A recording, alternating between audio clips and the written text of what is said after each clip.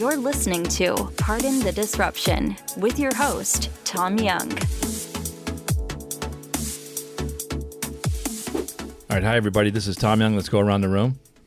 This is Sean. This is TJ Young. This is Rohan Kapoor. Great. Hey, thanks. We got Sean Uman here sitting in as a guest for Bart, who's working on some slides today. Yeah. Today we're going to talk about, we're going to revisit an old topic we've talked about before around cryptocurrencies and the broader technology of blockchain. But in the news this week, Facebook launched Libra, which is their, used to be called Facebook coin or something like that. I'm looking at the name. Yeah, they called it Global Coin or Facebook Coin. Now they've rebranded it Libra. Anyway, so it's gotten a lot of news. It's out there. But I also want to, we did the show with Rohan, it was April the 6th. Yeah, beginning of April. So April the 6th, we talked about, blockchain and cryptocurrencies and Bitcoin specifically. And at the time, Bitcoin had, just for history's sake, Bitcoin's been around since around the financial crisis. In 2009, it started, and it's very slow adoption at the outset. And then it had a spike in 2013 where it rapidly ramped up to about 1,100, 1,200. I remember I was in Canada when this happened. I was going crazy because I had followed it when it was like $40, and I just never could figure it out. And I'm saying, man, I missed it. And then it crashed to 200. And then it slowly came back. And then in the end of 2017, it went crazy again, and it was up hundreds of dollars a day. And as we exited the year, it was peaking right around New Year's, around a little over $19,000. Very similar to manias. There's lots of manias in history around people chasing assets and just irrational pricing, and that kind of happened. Bitcoin crashed again shortly thereafter. It's like it started in February, but crashed down to about, call it 3,000. Sat there for a while. And then it started to rise back up gradually. And when it hit about 4,000, that's when we had our show in April. And we were talking about this because a lot of us are invested, or we had speculated. I don't think investing is the right word. But we had speculated in multiple cryptocurrencies on multiple exchanges. Coinbase, Kraken, Binance. There were some really weird ones. Was you talking about Tron? There's Tron.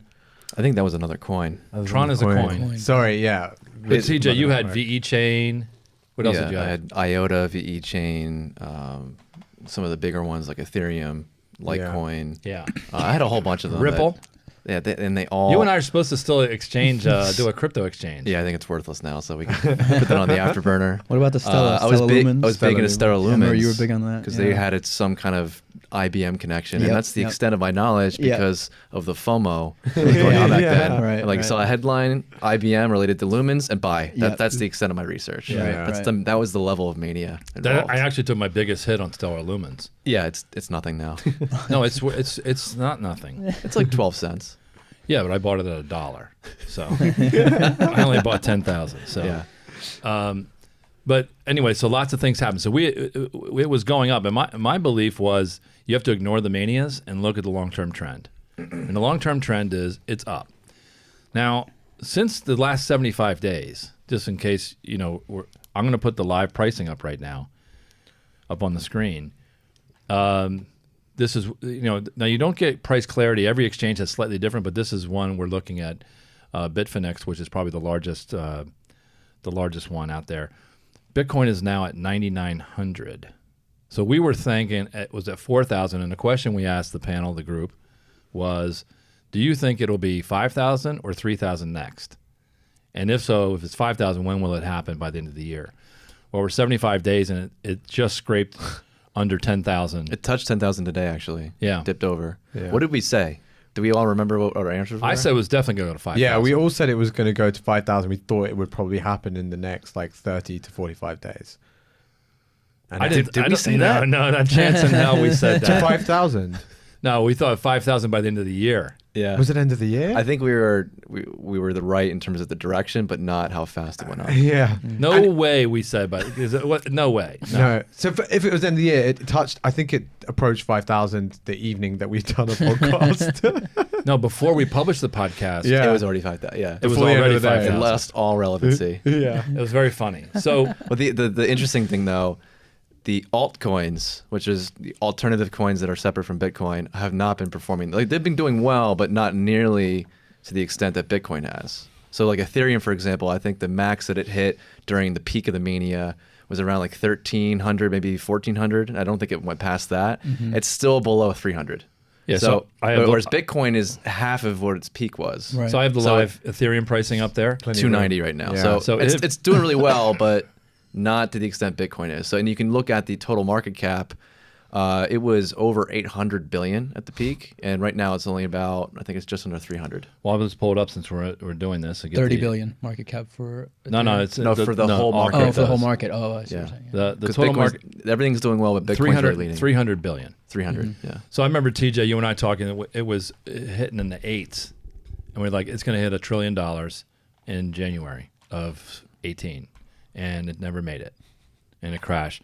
But it is going back up. It's the 300.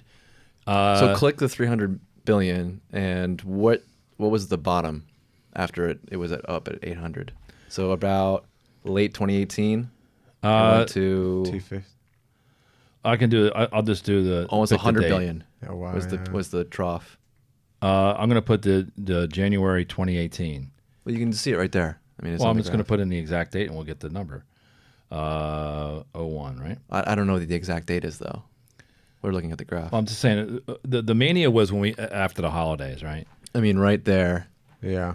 So you can see if I just hover over this, you can see the market cap got around in the low, Keep going to the left. 111. Oh, here you go. Yeah. 108. Let's just say it hit 100 billion. Yeah. So it's tripled since from its bottom. So right around Christmas time. So you go Christmas 17, Christmas 18. It's pushing $1 trillion, and then it drops to 100 billion. Still a lot of money, but there's ICOs, these initial coin offerings, there's all kind of crazy stuff going on, and people were trying to do the get rich quick. You know, they're launching these. There was a fuck you token. It literally was a fuck coin. Yeah. And they did it as a joke, and it was worth millions of dollars. Yeah, it's This is crazy. nuts. And so now it hit its bottom, last Christmas, roughly about 100 billion, and now it's at 300 billion. But a large portion of the rise is back to Bitcoin. And I could speculate as to why that's happening. Yeah. You could say it's global crisis. Could be a lot of things. Could be So I was Googling before because I have no idea why. And this is an interesting quote. This is from Tim Masad. He's former chairman of the U.S. Commodity Futures Trading Commission. He said, I don't think anyone really knows what this is due to. But you worry that manipulation could be a contributing factor given the lack of regulation and transparency in this market compared to other markets. I think the second sentence is more so, we want to control this. But the Yeah. first sentence, he's admitting, I don't think anyone really knows for Well, sure.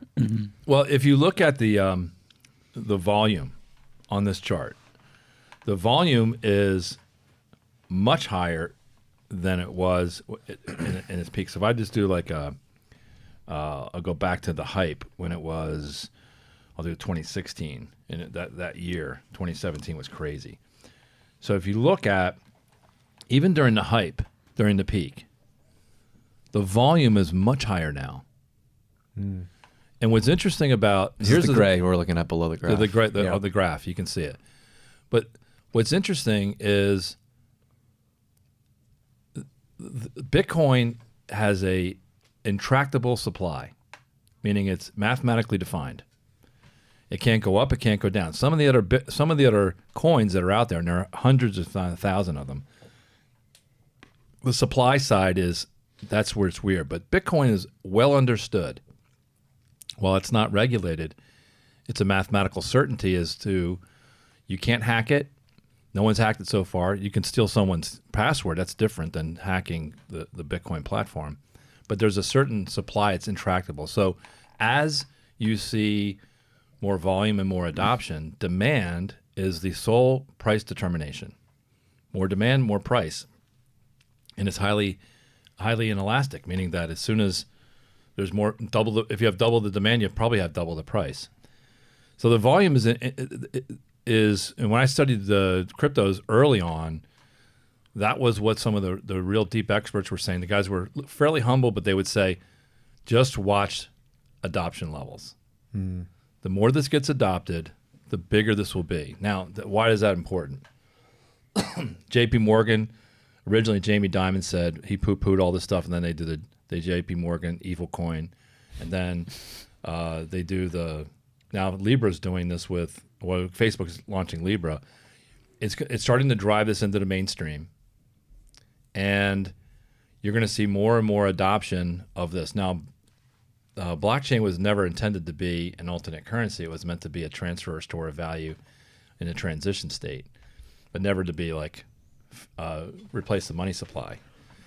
But well, some of them were supposed to, right? some of them are designed exactly to do that. So like So I think a lot of it, IOTA and Stellar Lumens for sure. and we were all speculating, but I think we have one of the reasons Sean replaced Bart is because Sean's our resident blockchain and cryptocurrency and financial expert.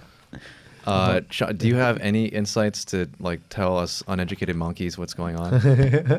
For the Libra, actually, it's a whole bunch of people that are into it together. So Yeah. like there's This association. 28. Yeah, there's 28 members in this group, and this is all like MasterCard, PayPal, Visa, Lyft, Uber. So Facebook is just one of these members in this group. I think so. Yeah. And this is very different from from Bitcoin, because as you were saying, in Bitcoin, the supply is it's known, but it's always increasing.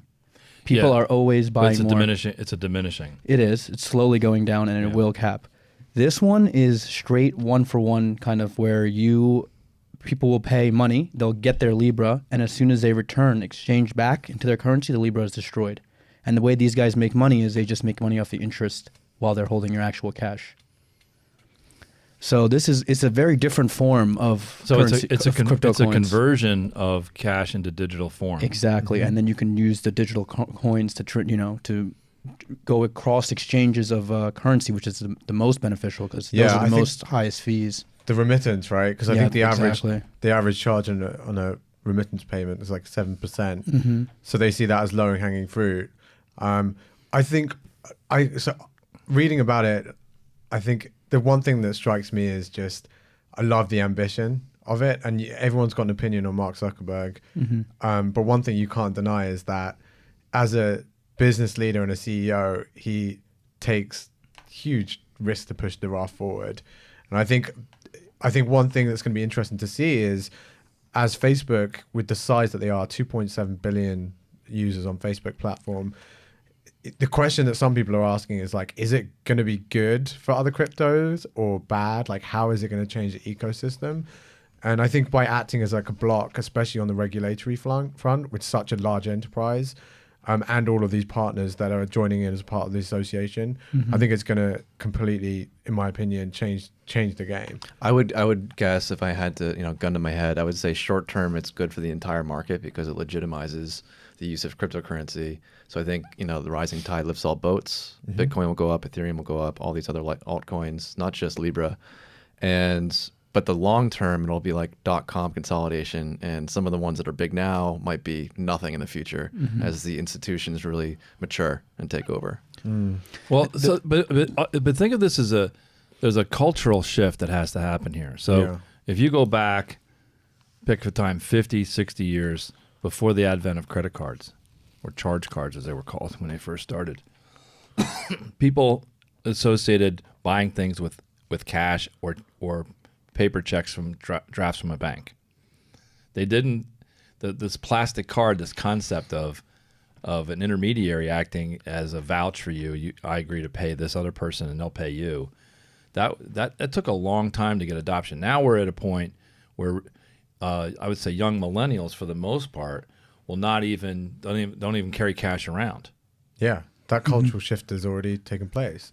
And if you can say to someone, You Venmo'd me $20 and I didn't know what to do, so I had to open a Venmo account. I have $20 in some Venmo account. I don't know what to do with it. within my 2-block radius for the services that I consume, whether it's coffee, whether it's groceries, I can't pay for stuff with cash. I turned up to the supermarket, and it's a Citarella supermarket. Turned up there, and I got a few things. I was like, I took out like a $10 note, and so they're like, sorry, you can't pay on cash. It's like crazy. So it's being forced by those people, and the cool thing about Facebook is the interface. Again, it's all about the the user experience on this stuff as well, because cultural stuff has to happen, but the user experience on this, the way that people use payments in WeChat in China, it's so easy. It's like a messaging system for transferring value. Well, that's the other reason why Facebook has gotten so much notoriety on this, is because they have the platform ready. They have their app, which billions of people use already. They have Facebook Messenger, and they have WhatsApp. So it's going to be integrated across all of that. So they already have this platform ready to be used by everyone. And they have a truly global audience. WeChat is dominant in China, completely dominant. We covered that in a previous podcast. But WeChat here, like no one uses that. Uses here. it. Yeah. Whereas like there's users in China that use Facebook on a daily basis. So Facebook is not restricted in China. Did we cover that last time? Facebook is... It is restricted. It is restricted, right? Yeah. You have to go through a proxy to use it. But they still can access it versus Google's not. It's totally restricted. Right. Right. Yeah, I mean, you need a proxy, so it's technically, I guess, illegal to be on Facebook. Oh, really? Mhm. Okay. They block it, yeah. So this is you're going to see a cultural shift of people moving from, cash to credit cards. Now credit cards to digital concepts, digital currencies, everything from Venmo, like. I don't Apple use Pay, Venmo, but mobile pay. you guys use Venmo? Of course. TJ, you use it? Yeah. All the time, yeah. Ron, you use it, All the obviously. time, yeah. And you use it to do things, and you go out with your friends to split bills and stuff like that, Yep. right? And what do you keep an active balance on Venmo? Yeah. Yeah. A little bit. Yeah, and so it interacts with your bank. Now, the next thing, what we're seeing is there's a convenience side of it. Mm-hmm. Everybody's carrying smartphone computers in their pocket, so you have a platform. Whether you have a consistent app, but these are out there and starting to shift the culture to make this. So I go back to what is driving Bitcoin up as the sort of the marquee or the canary in the mine here is simply the adoption of these things and people are okay with it. Mm-hmm. They're okay to ascribe value to these digital tokens. And I want to bring up an article from Ray Kurzweil. And I read this. This came out. I want to say, the beginning of this month, June 7th. And he talked about 5 technologies around blockchain. I'm not Kurzweil. It's Peter Diamandis rather. I'm a big fan of his. I think he's a pretty smart guy. But he talked about 5 things, and I'm going to just read what they are, and I'm not going to clear all of them. But these are applications where it's important. Where blockchain solves a problem. So the first one is non-fungible tokens.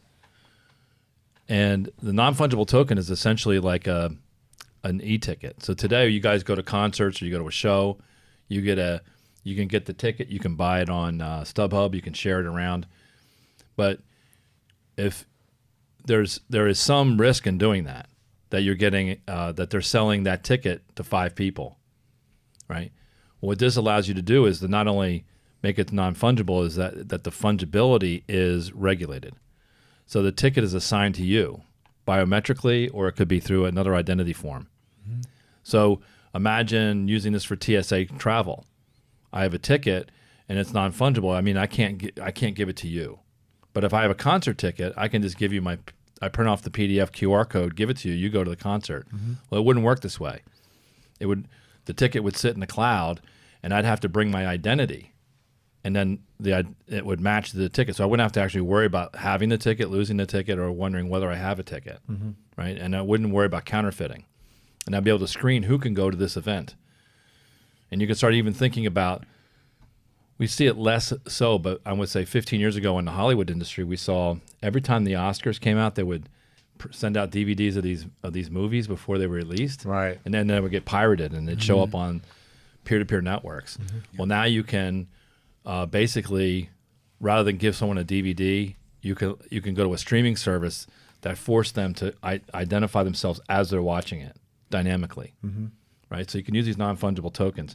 The next one was security tokens, very similar concept where you're using these tokens tied to an immutable ledger, tokenized assets, where you get into issues of tying things to like art, authentication of collectibles and things like that. Self-sovereign identity, where you can prove who you are through biometrics and other things.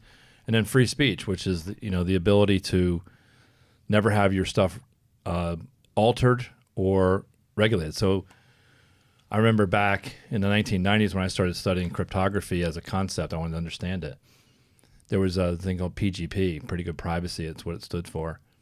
And it was basically hashing encryption, where you could just hash a letter or an article, and you'd hash it, and if you change one comma or a capitalization, it would change the whole hash.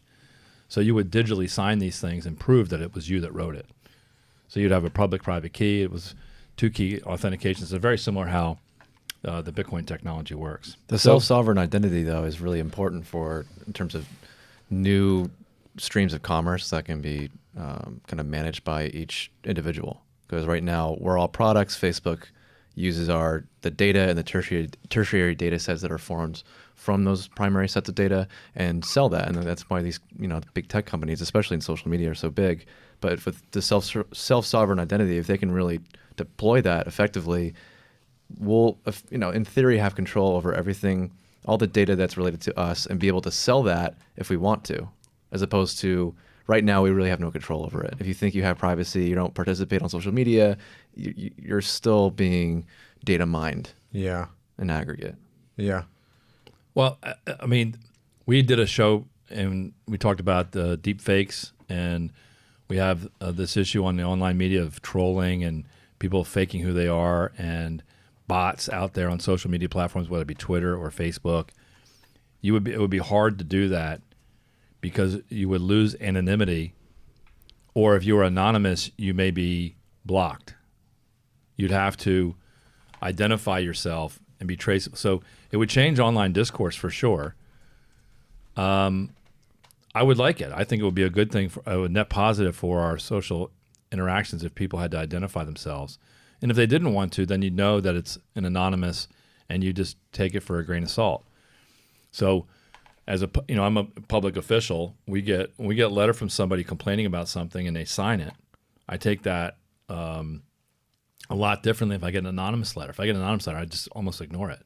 And the reason is because it costs nothing to write it, and if you allow people to spin up the machine and reaction by not putting some skin in the game, then it's not worth it. So blockchain has a lot of interesting things here, and what's interesting is I think what's driving the valuation of the things like Bitcoin is the slow, methodical adoption culturally of the use of these digital tokens to replace classical third-party intermediary for payments, but then also drive new applications around ticketing systems, security systems, self-sovereign identity, et cetera.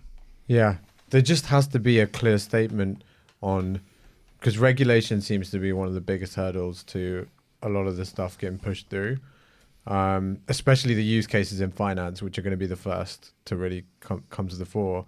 So there needs to definitely be clear statement on regulation, because we've been talking about this technology, we've been talking about for ages. And when the Facebook announced Libra, the Bank of England, Mark Carney, it was interesting his statement back, because he said, I'm keeping an open mind, but I'm not keeping an open door. So, which is a stance change, I think, from the start. We'll put up the walls and make sure this stuff doesn't get through. So I think the regulation has to be pushed through, which is why I'm excited to see what Facebook does, because they have the power to really block and tackle a lot of the stuff that comes through as such a big organization. Well, I mean, think about the convenience of you guys all have iPhones, right? So you have to use the facial identity, and you log in, you enable your Face ID. Amazing. It makes it so much easier. It's so much easier. Now just take that and you put that into an immutable blockchain, and then use that in not on a local architecture like an iPhone, but move it up to the cloud. Yeah. And now all of a sudden I can use that and marry it to other things. So again, I go back to even, trusted traveler, and imagine you did this and you were a trusted traveler and you could authenticate yourself and get through TSA even faster if you had certain qualifications, right? You just zip right through it. So TSA pre does that a little bit, but when you've been through the airport, do they really scrutinize your ID to make sure it's you? I mean, how hard is it to throw a fake ID in there? I mean, not too hard, right? I mean, they're looking at it. How many they're looking at? One every 30 seconds. Yeah. I mean, at some point, it's the human error there. Imagine now a machine does it. Yeah. So I used to have this thing called Clear, and I don't have it anymore because it's not in enough airports. But my identity was through retinal scan to get onto the plane. Oh, so much easier. So you walk up, and I do a retinal scan, and you walk right to the front of the line and walk right through. Ahead of TSA everything. And it was pretty cool. You paid a couple $100 a year for it. But if you travel a lot, it was worth it. I can't help but think of Minority Report and that they have your retina now. So when they walk in, they scan, it's like, Tom, would you like these Tommy Bahama shirts? Yeah. 40% off just for you.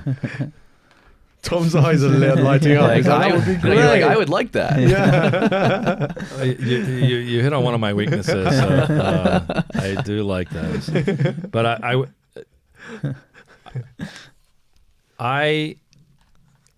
I'm not fighting the privacy battle. Well, I mean, No. anyone who's done the genome, your genome's already up there, so what's a retina? Yeah, right. What's a Yeah. fingerprint? Yeah. So I'm not fighting the privacy battle. I don't think you can fight it and win. I think we're better off collectively fighting it through social processes as opposed to individually just resisting it. Mm-hmm. When you understand the technologies around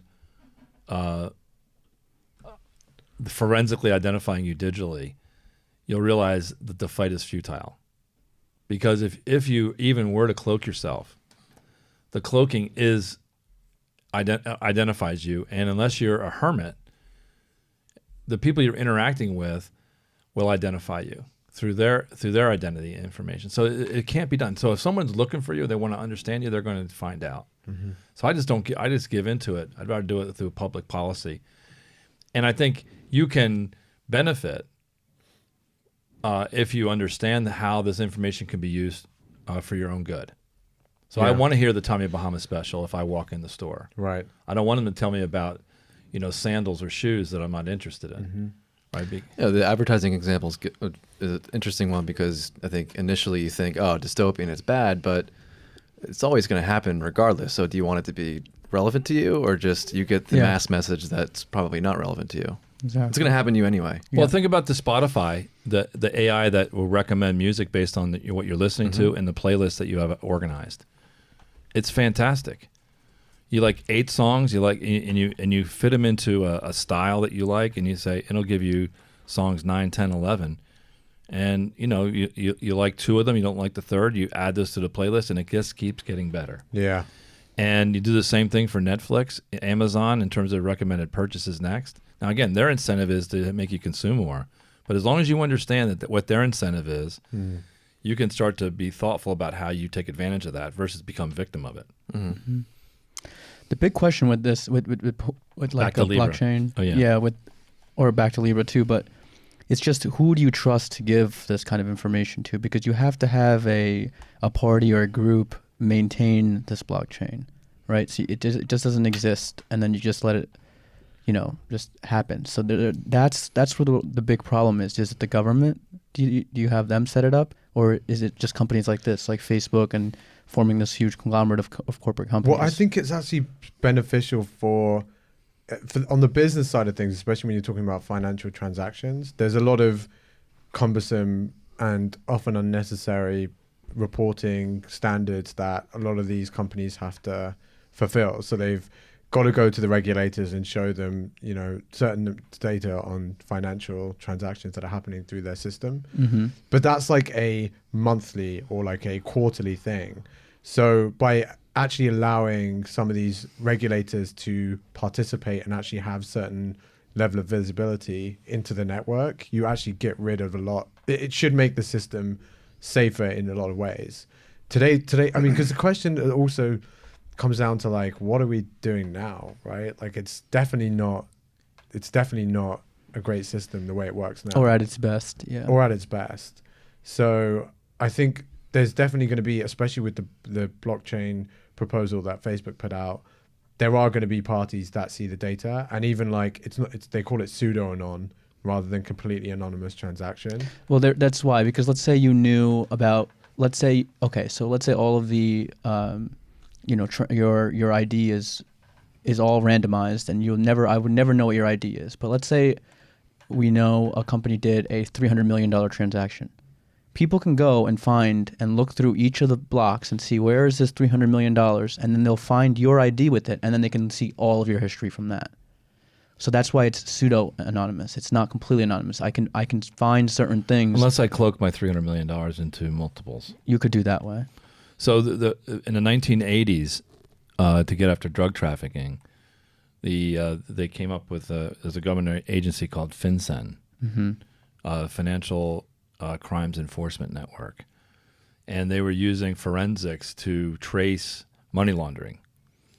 So if I have $1 billion of illicit money and I need to launder it, I'm going to break it up into multiple components, not identical components, but I want to cloak what I'm doing and run it through multiple parties.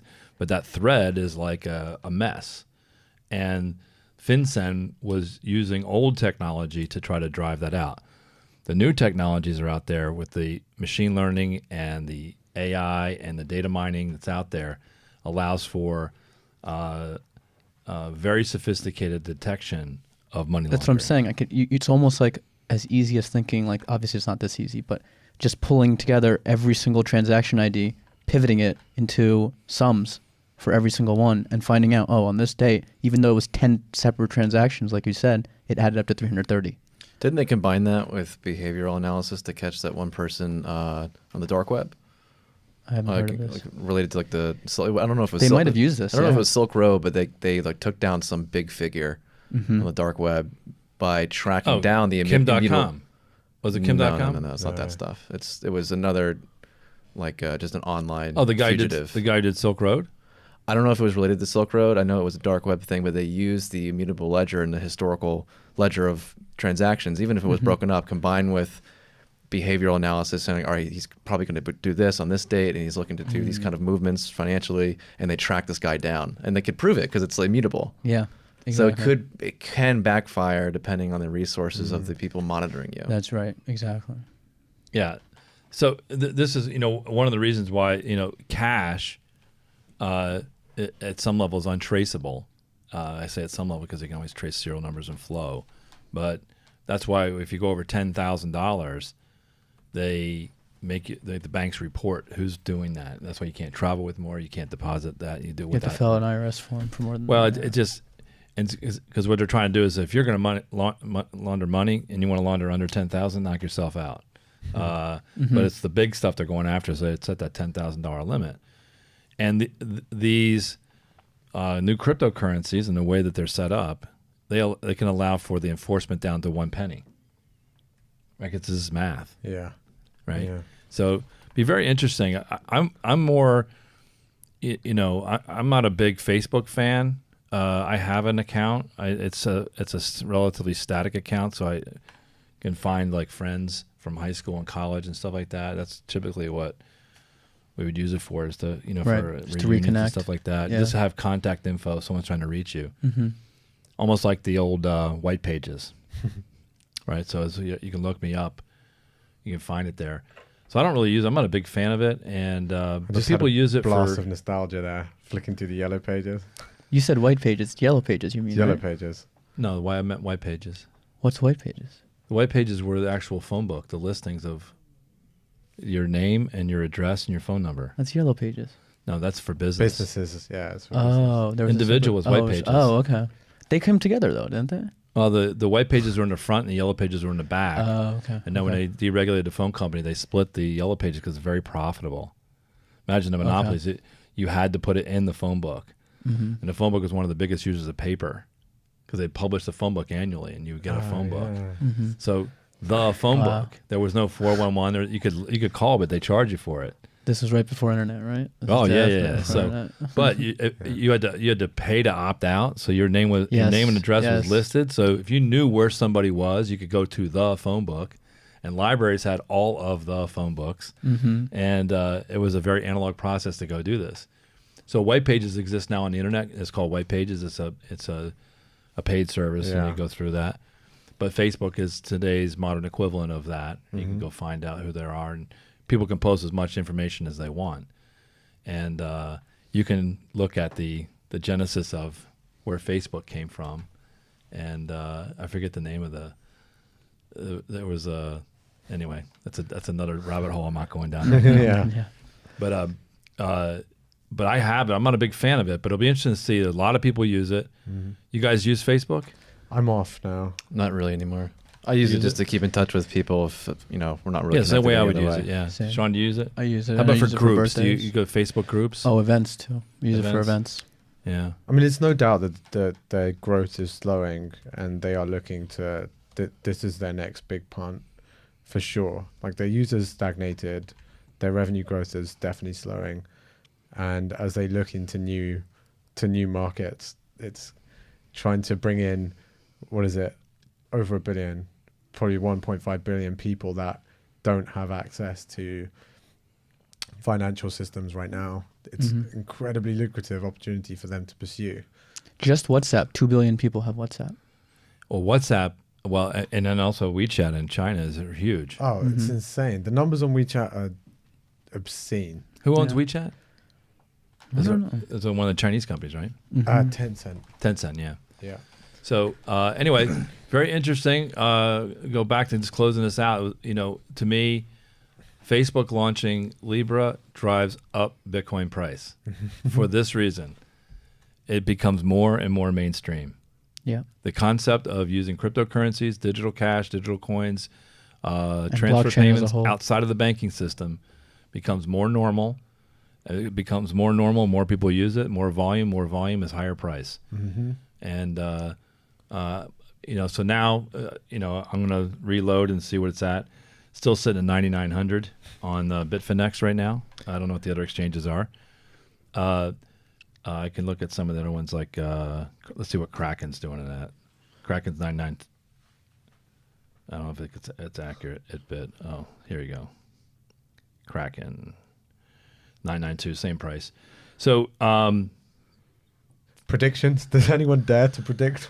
And before we do predictions, I wanted to look up that seizure. So the Department of Justice released an announcement. They won't say the name of the group, the darknet, but it was a money laundering kind of a platform consortium. It took a year to track down the founder, and then they took him down. It led to the arrest of 35 other individuals, all U.S., mostly U.S. Seizure of about 3.6 million in currency and gold bars, 100 handguns, assault rifles, grenade launchers, a bunch of drugs, and about 2,000 Bitcoin, which is like a value of like 20 million at the time. So Oh my God. they used this huge money laundering operation on the darknet using these currencies. Wow. But the thing is, again, if you have a nation state like the U.S. after you, they can use it against you Yep. with the immutable ledger. Yeah. Yep. That's a Crazy. good point. Yeah. yeah. So again, very interesting. So now we're sitting at, let's just call it, round it off to 10,000. And so I'm going to say this. We're now sitting here. It's the day of the summer solstice. So we're almost halfway through the year. As we looked between, do we think it hits 12.5 before it hits 7.5? Yes. Yes. The only question is how fast. I don't know. I mean, in fact, I'm invested in this. So, but investing is not the right word. I have some, and so I want to see it go up, but I don't want to see it hit 12.5 tomorrow. If it's 12.5 tomorrow, it hits 7.5 the next day. Yeah. So I want to see a very slow, methodical, gradual, up, a sustainable rise, not an Yeah. unsustainable rise. Yeah. Do you think 20 by Christmas? Well, I don't think it's out of the realm of possibility because it's happened before. So let's do two predictions and not time bound them so much, because getting the timing right is as hard as getting the prediction right. 12.5 or 7.5 next. 12.5. 12.5. Yeah. Okay, so 12.5. The next one is, has Bitcoin at 19,000? Let's just get the exact price on Bitfinex, what the highest price was. It was 19,890. So let's call it 19,900. Let's just round it off to 20,000. Has Bitcoin seen its all-time high, or will it see a higher price than what it hit during the mania?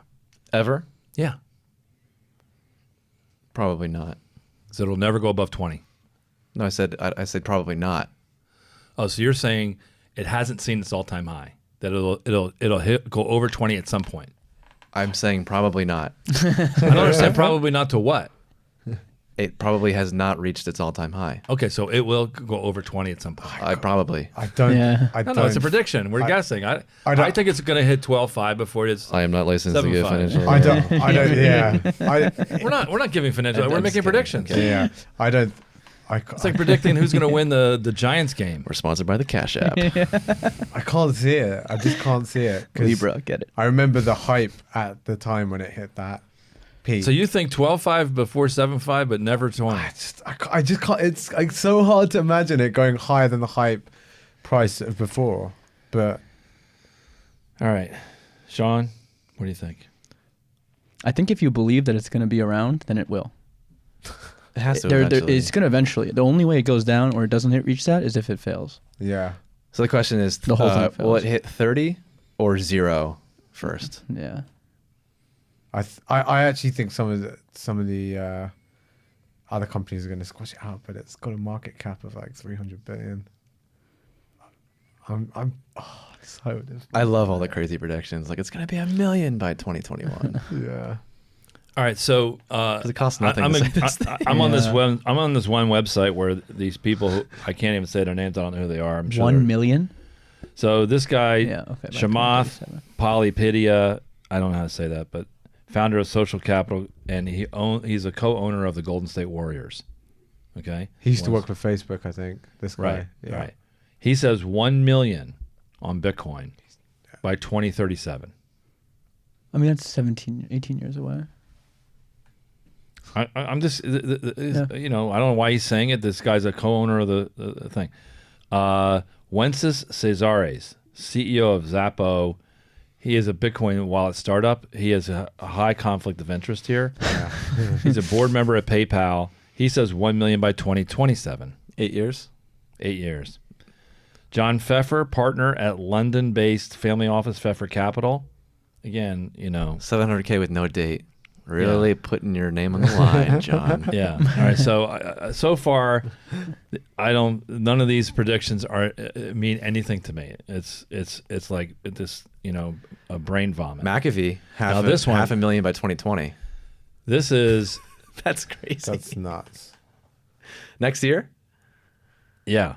He made waves of cryptocurrency world, but will be worth $500,000 by 2020. But he went on to predict that it would reach as much as 2.66 million in the same time frame.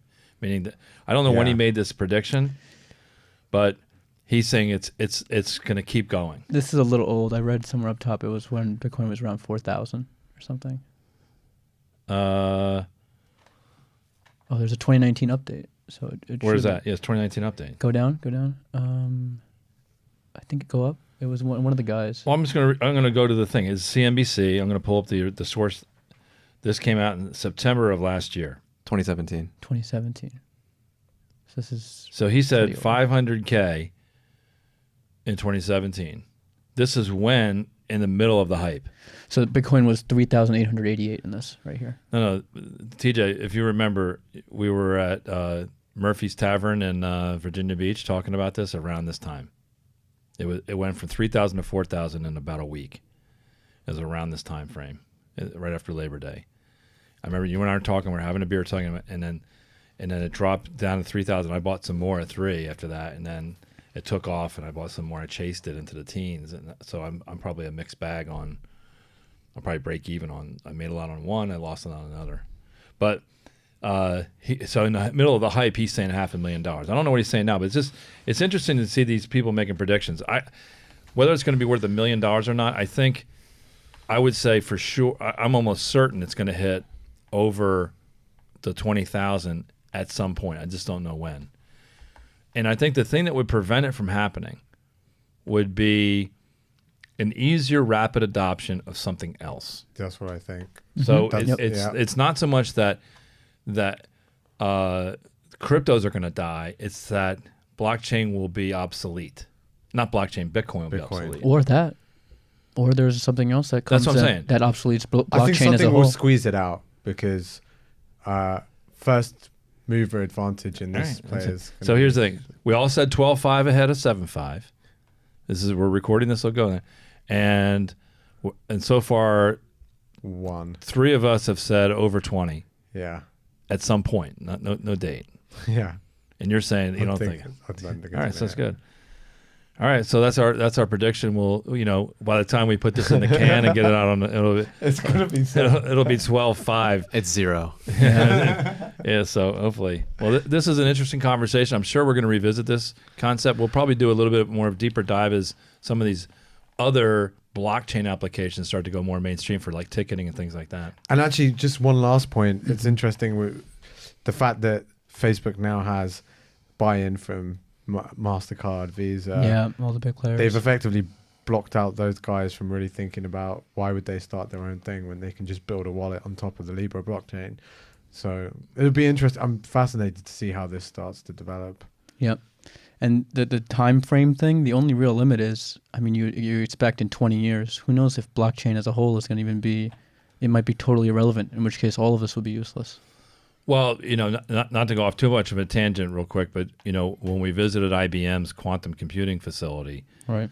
quantum computing has the ability to hash up and hash back. Right now, we don't have the ability to hash back practically, right? Once a hash is created, you can't reverse engineer it.